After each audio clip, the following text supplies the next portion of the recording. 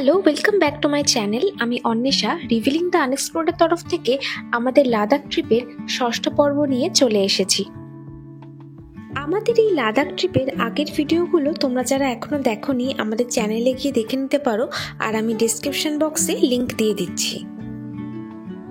আজ 11ই অক্টোবর আমরা জিসপা ছেড়ে চলেছি পাদুমের পথে, অর্থাৎ জান্সকার ভ্যালি।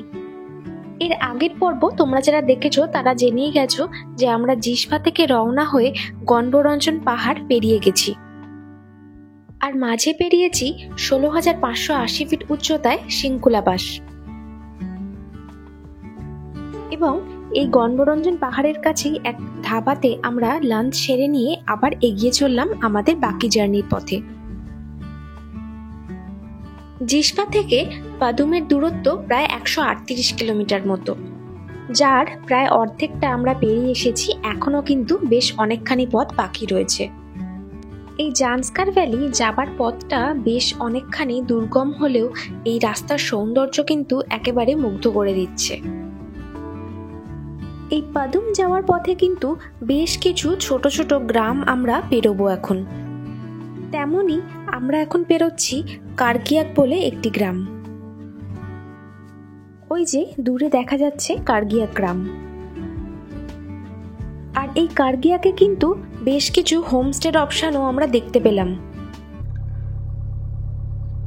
আমরা এখন ক্রস করছি কার্গিয়াক বলে একটা জায়গা, আর এখানে কিন্তু একটা চেকপোস্ট রয়েছে। এই হলো চেকপোস্ট। এখানে আধার কার্ড যে কোনো একজনের দেখাতে হচ্ছে, আর কিছু ইনফরমেশন ওনারা নিচ্ছেন। এটা হয়ে গেলে তারপর আমরা এগোবো।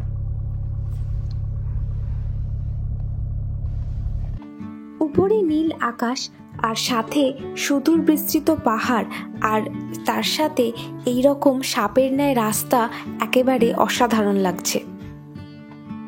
আর একটা গুরুত্বপূর্ণ কথা তোমাদের বলে রাখি, এখানেও কিন্তু লাদাখের মতোই পোস্টপেড কানেকশনই ব্যবহার করতে হবে মোবাইলে, অথবা তোমাদের ওই জান্সকার ভ্যালি বা লাদাখে এসে এখানে কোনো লোকাল সিম তোমাদের ক্যারি করতে হবে।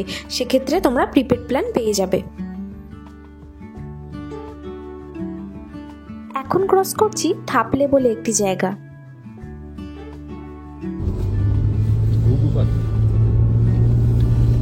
আমাদের সমস্ত ভিডিওর লাইভ আপডেট পেতে আমাদের ফেসবুক পেজ ও ইনস্টাগ্রামে আমাদের ফলো করে নিতে পারো। তার লিংক আমি ডেসক্রিপশন বক্সে দিয়ে দিচ্ছি, আর স্ক্রিনেও তোমরা এখন দেখতে পেয়ে যাবে। একটু এগিয়েই রাস্তা দুদিকে ভাগ হয়ে যাচ্ছে।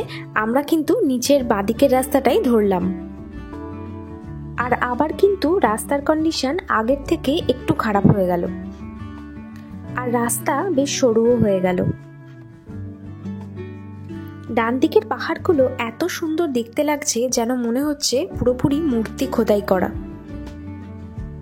এই সরু রাস্তায় সামনে থেকে কোনো গাড়ি এসে গেলে তাকে পাস দেওয়া কিন্তু সত্যিই খুব কঠিন। সামনের লরিটাকে পাস দেওয়ার জন্য আমাদেরও কিন্তু বেশ খানিকটা পিছিয়ে যেতে হচ্ছে। অবশেষে অনেক কষ্টে এই লরিকে পাস দিয়ে আমরা আবার এগিয়ে চলেছি। এখন যেখান দিয়ে যাচ্ছি এই জায়গাটা কিন্তু পুরোটাই ধসপ্রবণ এরিয়া। ওপর থেকে মাঝে মাঝে ঝুড়ো পাথর ঝরে পড়ছে, তাই খুব আস্তে আস্তে আমাদের এই জায়গাটা পেরোতে হচ্ছে।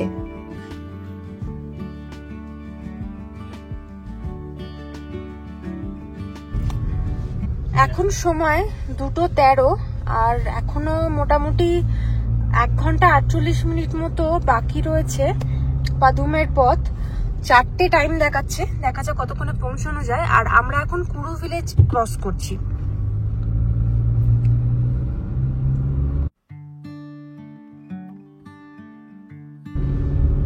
তেস্তা ভিলেজ হসপিটাল আছে এখানে, হসপিটাল আছে। দূরে পাহাড়ের স্ট্রাকচারটা দেখার মতন, পুরোপুরি হাওয়ায় এইভাবে তৈরি হয়েছে। রাস্তা যেন আরো বেশি সুন্দর হয়ে যাচ্ছে। পেরোচ্ছি আরো একটা গ্রাম। এই গ্রামের নাম ইয়াল।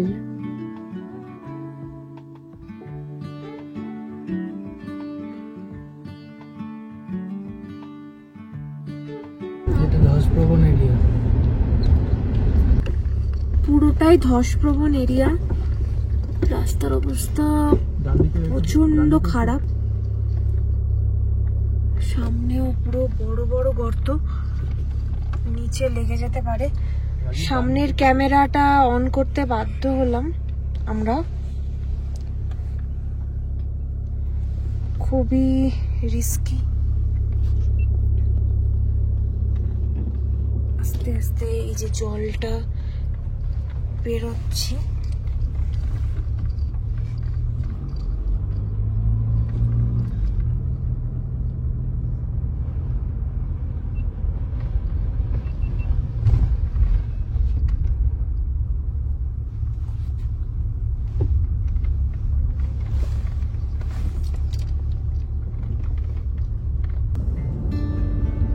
এই হলো অফরোডিং।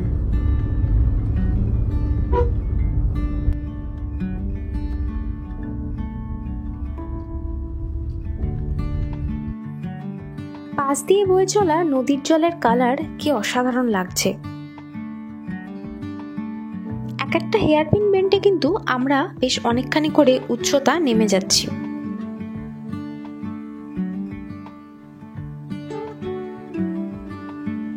এটাও একেবারে ধসপ্রবণ এরিয়া।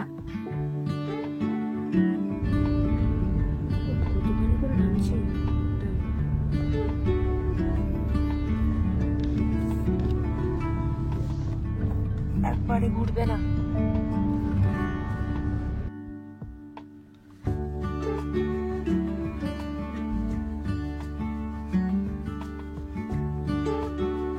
দূরের ওই ব্রিজটা আমরা এখন পেরোবো, আর এক পাহাড় থেকে আর এক পাহাড়ে চলে যাব।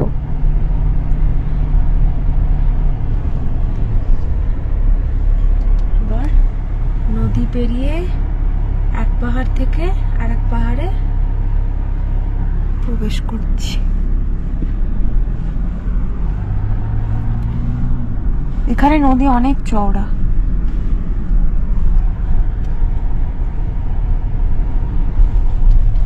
এই পাহাড়ে চলে এলাম।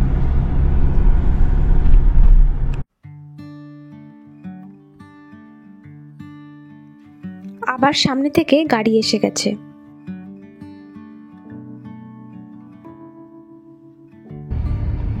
অসাধারণ, এটা যা লাগছে না দেখতে, পুরো মূর্তি লাগছে, মনে হচ্ছে পরপর পরপর মূর্তি সাজানো, এত সুন্দর লাগছে।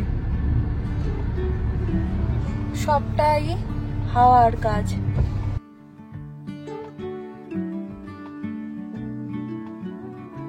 রাস্তায় আশেপাশে যে টেন্টগুলো দেখা যাচ্ছে, এখানে এই টেন্টগুলো কিন্তু শ্রমিকদের জন্যই বানানো, যারা এই রাস্তাতে কাজ করছে। রাস্তায় কিন্তু কিছু কিছু জায়গায় কাজ চলছে।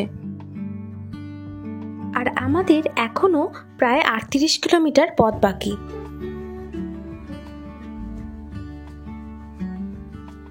সামনে রাস্তায় ব্লাস্টিং হচ্ছে, তাই আমাদেরকে এখানে আটকে দেওয়া হলো। এখন বেশ কিছুক্ষণ এখানেই অপেক্ষা করতে হবে। প্রায় আধ ঘন্টার কাছাকাছি আমরা দাঁড়িয়েছিলাম। এবার অবশেষে যেতে শুরু করলাম। রাস্তার অবস্থা খুবই খারাপ, এখানে ব্লাস্টিং করা হচ্ছিল, তাই রাস্তা খুবই খারাপ। আর একেবারে ধসপ্রবণ এরিয়া, মাঝে মাঝে পাথর উপর থেকে পড়ছে।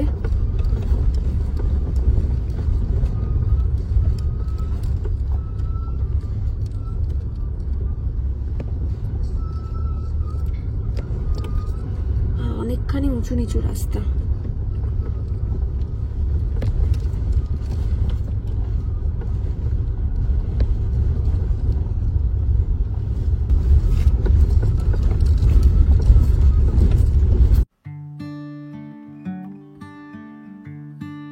রাস্তা কিন্তু এখনো একই রকম পাথুরেই রয়েছে, তাই গাড়ি একেবারেই স্লো চলছে।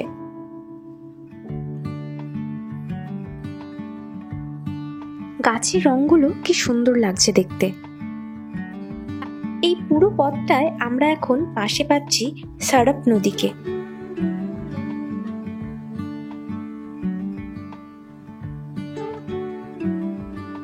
আরো একটা ব্রিজ পেরোচ্ছি। এখানে কিন্তু জলের ভালো স্রোত রয়েছে।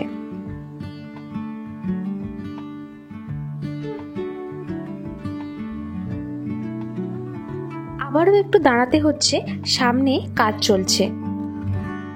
জেসিবি দিয়ে পাথর সরানোর কাজ চলছিল, তবে বেশিক্ষণ এখানে আমাদের দাঁড়াতে হলো না, আবার এগিয়ে চলেছি।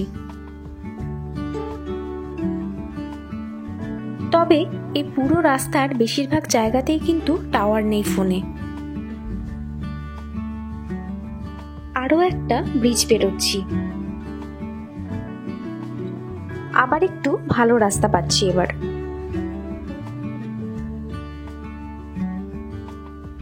এখন পেরোচ্ছি রেডু ভিলেজ। ডান দিকে রয়েছে মনে গুম্ফা, তবে এখন আর আমরা এখানে দাঁড়াচ্ছি না, একেবারে পাদুমের দিকেই চলে যাচ্ছি। আমরা এখন পদম থেকে মোটামুটি 9.6 কিলোমিটার দূরে রয়েছি, আর মাঝেই রাস্তাতেই পড়ছে বর্ধন মনেস্ট্রি। এখন আমরা সেটাই দেখতে এসেছি। এই যে আমার পিছনেই রয়েছে মনেস্ট্রির গেট, আর আমরা গাড়ি পার্কিং করে এবার একটু ভেতরে ঢুকবো।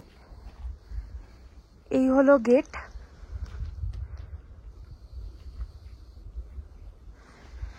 বেশ খানিকটা কিন্তু ওপরে উঠতে হবে।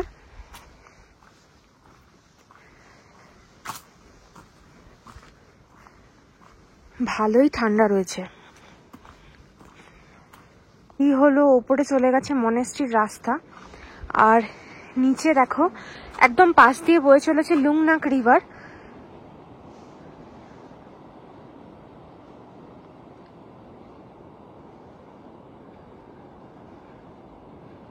সূর্য অস্ত যাচ্ছে প্রায়। পড়ন্ত রোদটা কি অসাধারণ লাগছে পাহাড়ে।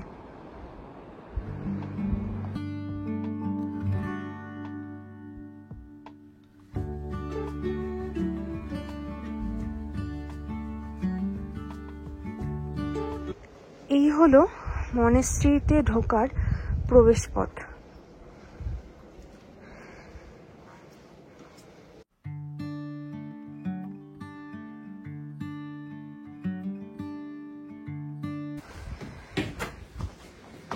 বেশ উঁচু উঁচু সিঁড়ি রয়েছে, বয়স্কদের জন্য ওঠা একটু প্রবলেমের। এই বর্ধন মনেস্ট্রি বা বর্ধন গুম্ফা তৈরি হয়েছিল সপ্তদশ শতকে। এই হলো মনেস্ট্রির পুরো প্রাঙ্গণের ভিউ।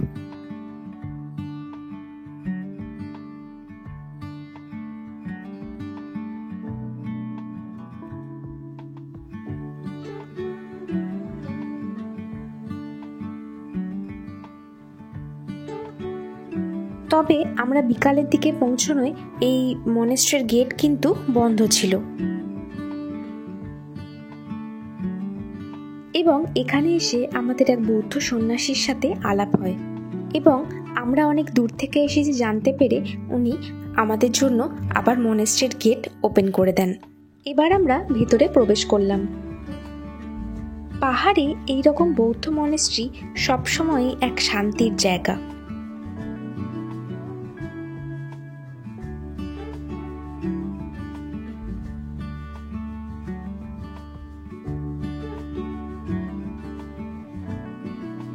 এরকম একটা জায়গায় বেশ অনেকক্ষণ চুপচাপ বসে সময় কাটিয়ে দেওয়া যায়। এই মনেস্ট্রি জুড়ে রয়েছে তিব্বতী বৌদ্ধ ধর্মের প্রভাব। বছরের বিভিন্ন সময় এই মনেস্ট্রিতে বেশ কিছু ফেস্টিভ্যালও হয়। এই প্রার্থনা হলে রয়েছে বেশ কিছু বসার জায়গা, সাথে বেশ কিছু বৌদ্ধ মূর্তি।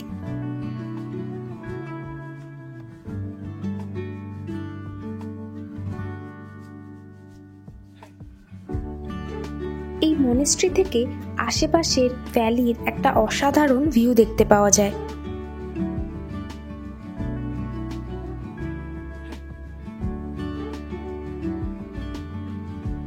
আর সূর্যাস্তের সময় এই রকম পাহাড়ে সোনালী আভা অপূর্ব লাগছে।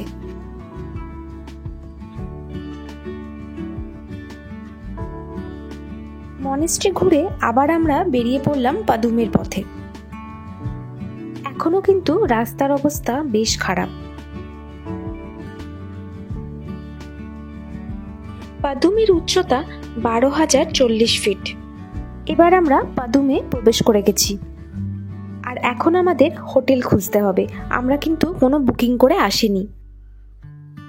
আর এই পাদুম নামটি এসেছে বৌদ্ধিস্ট গুরু পদ্মসম্ভবার নাম অনুসারে। এই পাদুম হল জান্সকার ভ্যালির অন্যতম প্রধান শহর।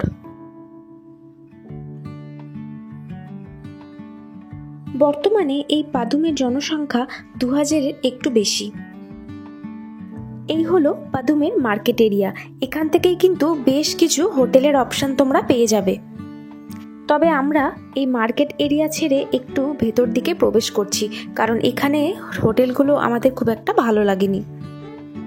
এখানে বসবাসকারী বেশিরভাগ মানুষই তিব্বতী বৌদ্ধ ধর্ম অবলম্বন করেন, আর এখানকার জনসংখ্যার প্রায় 40% রয়েছে মুসলিম। আমরা আজকের জন্য হোটেল পেয়ে গেছি। ভেতরে গাড়ি পার্কিং এরও ব্যবস্থা রয়েছে। আর এই হোটেলের নাম মার্ক গেস্ট হাউস। আর এখানে আমাদের থাকা খাওয়া নিয়ে পার হেড 1000 টাকা করে পড়েছিল। এই হলো আমাদের হোমস্টের রুম। দুটো বেড দেওয়া রয়েছে, সিঙ্গেল বেড রয়েছে দুটো। মাঝে একটা টেবিল বসার জায়গা, একটা এক্সট্রা চেয়ার, এখানেও একটা সেলফ করা রয়েছে, আর এখানেও একটা ছোট্ট টেবিল রয়েছে। জায়গাটা ছিমছামের মধ্যে বেশ ভালোই। এই হলো। আর ওয়াশরুমটা তোমাদের একটু দেখিয়ে দিই।